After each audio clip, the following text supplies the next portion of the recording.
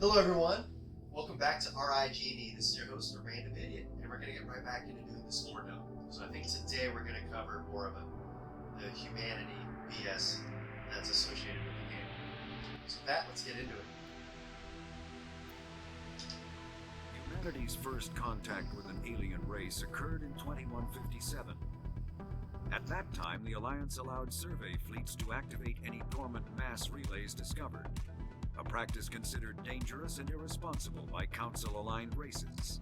When a Turian patrol discovered a human fleet attempting to activate a relay, they attacked.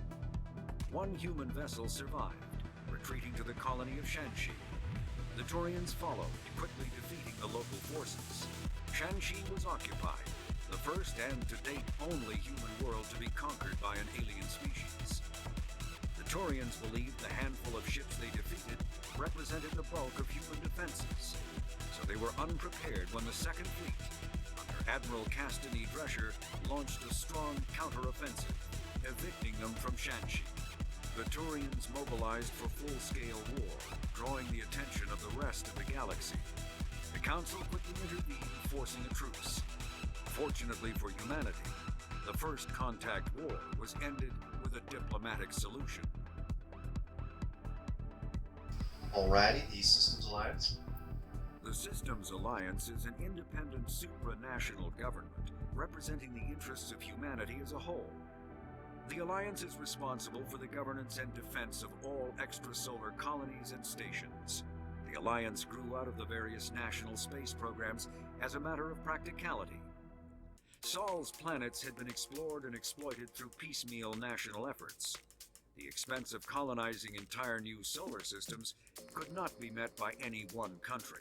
With humans knowing that alien contact was inevitable, there was enough political will to jointly fund an international effort. Still, the Alliance was often disregarded by those on Earth until the First Contact War.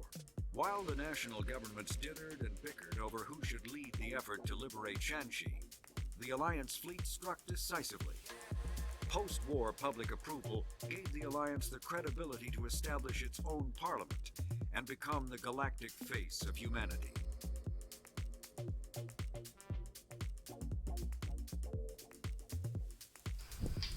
Alrighty, and we'll continue on with humanity and the Systems Alliance. So our diplomatic relations. Humanity has encountered many galactic species.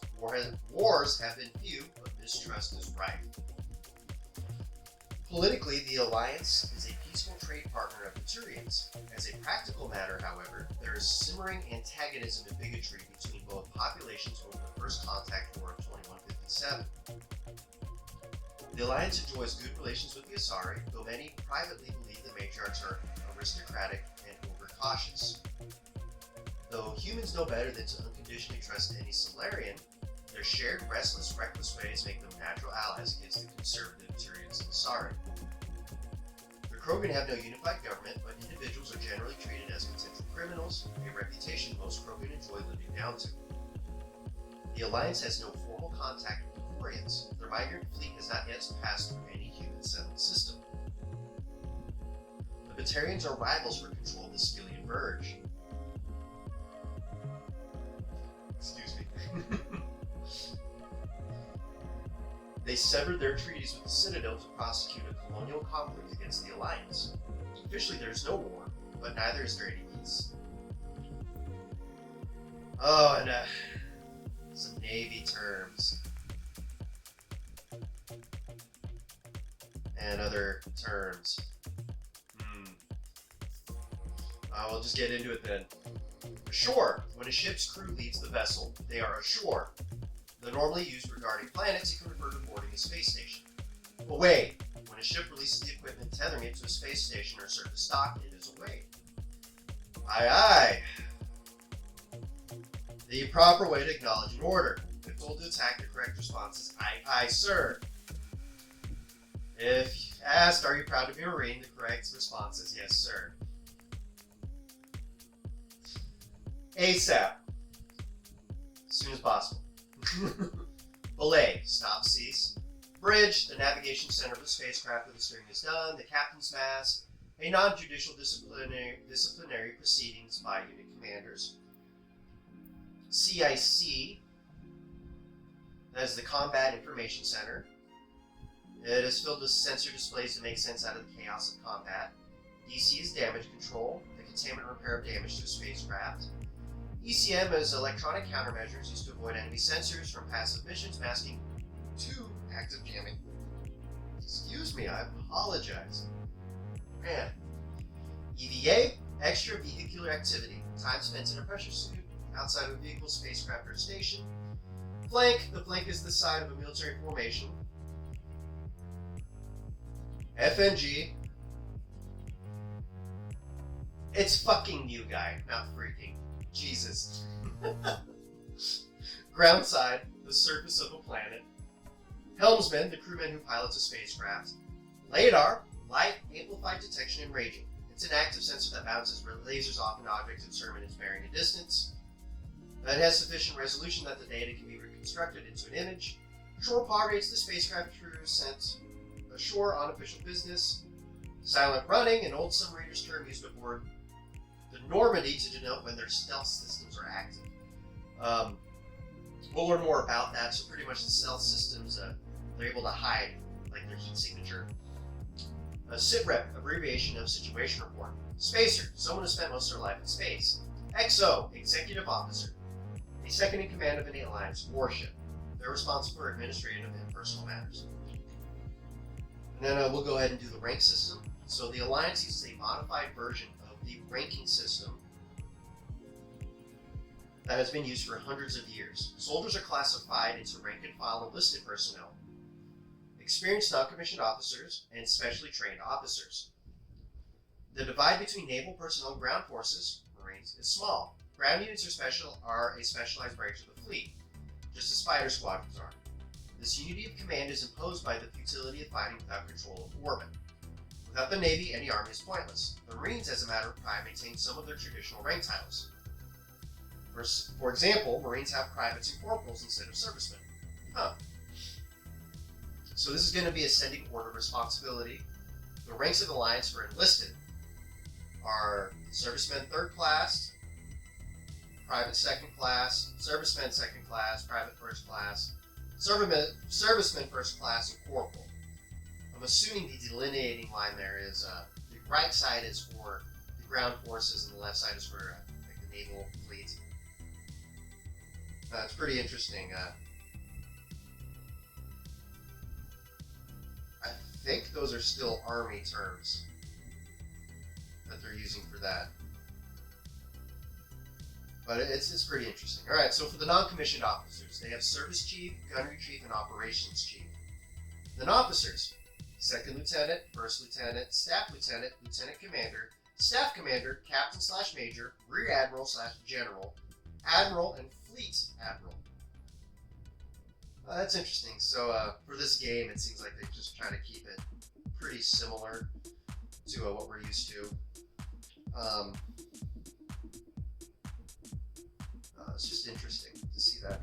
Alrighty, so the System Alliance N7. The Alliance Military Vocational Code System classifies the career path of all serving personnel. So it's like for the Army anyway, or MOS identifier. The MVC consists of one letter and one number. The soldier's MVC indicates proficiency, not rank. The letter denotes career path. The number indicates level of experience as indicated by service record. Technical scores and commendations. All 26 letters are used and numbers run from 1 to 7. N is the letter code for Special Forces personnel. Oh. And this is a basic timeline, kind of chart like the future path of the game. It, I guess where it lines up with us, this is assuming. Let's see, I guess they're assuming it's kind of a 2069 when we start doing some interesting stuff. So in 2069, Armstrong Outpost at Shackleton Crater becomes the first human settlement on Luna. It is formally founded on July 24th, the 100th anniversary of the first lunar landing. In 2103, Global City at Eos Chasma becomes the first human settlement on Mars. Low key, I think we're actually going to be doing these things a little quicker. I think around probably even 2050, maybe earlier, we'll start having some sort of settlement set up on the moon, definitely on Mars. We are, thanks to Elon Musk and Blue Origin and NASA, we're gonna get there. All right, so 2137. Eldfell Ashland Energy Corporation demonstrates helium-3 fuel extraction from the atmosphere of Saturn. Well, that's interesting. That's a long drive just for gas. Then 2142, construction of Gagarin Station, Jump 0, begins beyond the orbit of Pluto. And again, that is far. It literally takes years for us to transit that distance. I couldn't imagine how they did that before their faster than light travel. And then in 2148, prospectors discovered the Prothean ruins at Promethei Planum on Mars. 2149, literally 1 year later, translation of Prothean data leads to humans to the Sharon Mass Relay. Systems Alliance is then founded to coordinate exploration and colonization of extrasolar worlds. Huh. So that's probably around the year where we figured out how to use like faster than light travel. That's pretty cool. A shipping accident at Singapore International Spaceport exposes downwind communities to containers of dust form element 0. Alliance begins construction of Arcturus Station. In 2152, alright, finally getting somewhere through this. Roughly 30% of the children born in Singapore after, I'm going to call it ESO exposure suffer from cancerous growths. Systems Alliance begins settlement of Earth's first extrasolar colony world on the planet Demeter. 2154, your character's born. Look at that. A year later, 2155, the System Alliance occupies completed portions of the Arcturus Station as a headquarters. In 2156, they notice some children of the Singapore incident exhibit minor telekinetic abilities. In 2157, we encounter the Turians.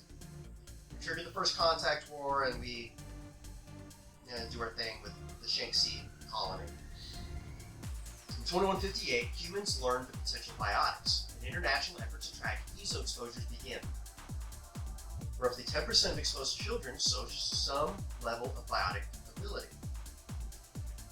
In 2160, the System Alliance Parliament is formed. In 2165, we establish an embassy on the Citadel. Pretty big. A lot of species hate us for it. Excuse me. Because they feel like we're moving too fast. They feel like we're like the special pet project of the council. Oh well. Then in 2170, Batarian slavers attack the Alliance colony of Midflock. In 2176, we launched the Skillian Blitz is launched. Pirates and slavers attack Elysium, the human capital in the Skillian Verge. And then 2177, the Thresher Moths devour the Alliance colony of the Cubes. And in 2178, in retaliation for the Skillian Blitz, an Alliance fleet wipes out an army of slavers on the moon of Torfan. Not bad. So the current date is 2183. Whew. It's hard to get through. I really wonder if our world will look like this about 200 years from now. I'm not too sure. I feel like it'd be more in line with maybe like the Halo universe, but we still wouldn't have anti-gravity devices. That seems a little too far-fetched to me. Alrighty, so it's pretty interesting on that one. With that, I'll go ahead and call it for this video. Thank you for watching, and I hope you all have a wonderful day.